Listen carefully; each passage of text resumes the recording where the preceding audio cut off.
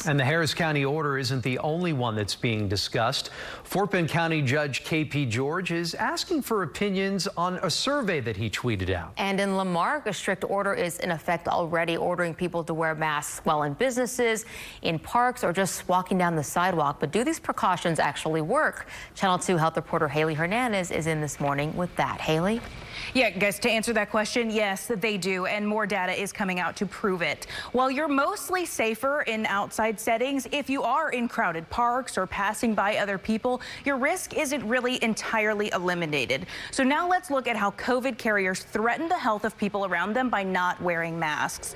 This is an image from Memorial Hermann Hospital. It shows that if both parties do not wear masks, there's a very high risk of transmitting the illness. If only the non-COVID carrier is wearing a mask around someone who has the virus, there's still a high risk. The carrier can protect other people by wearing a mask, but the only way to keep risk of transmission minimal is for both the carrier and the healthy person to be masked. Now, you've heard a lot about antibody treatments when we talk about convalescent plasma. Some of our local hospitals are using blood plasma from survivors to help sick patients make a recovery. This is also a common way to treat cancer. Now, some companies have learned to recreate those antibodies for COVID-19 and are hoping that it will give some people a boost of immunity, at least short term, before a vaccine is available.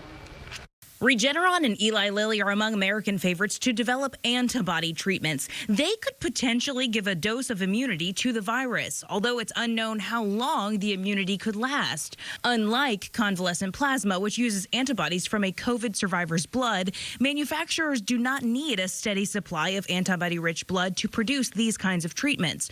So this approach would be easier to mass produce. Those treatments, they say, could be ready by the end of this year. At best, we might see one by the end of the summer.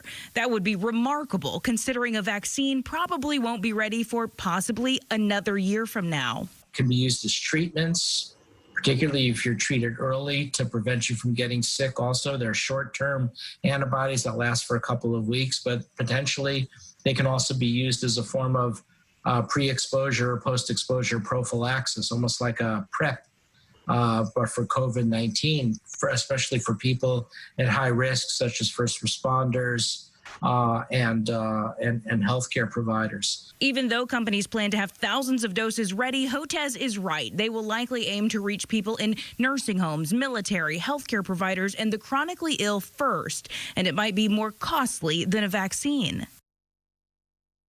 Of course, we put a lot of hope on vaccines because historically that is what comes along and saves us from pandemics like this. But with new developments like these antibody therapies and antiviral drugs, experts think that there's a lot of hope that these treatments can help us get back to normal before a vaccine is available. Then once a vaccine is ready, that might still be considered the gold standard since it's probably going to give a longer immune protection. Andy, like I said, also a little bit cheaper to make than these antibody therapies. All right, Haley, thanks so much.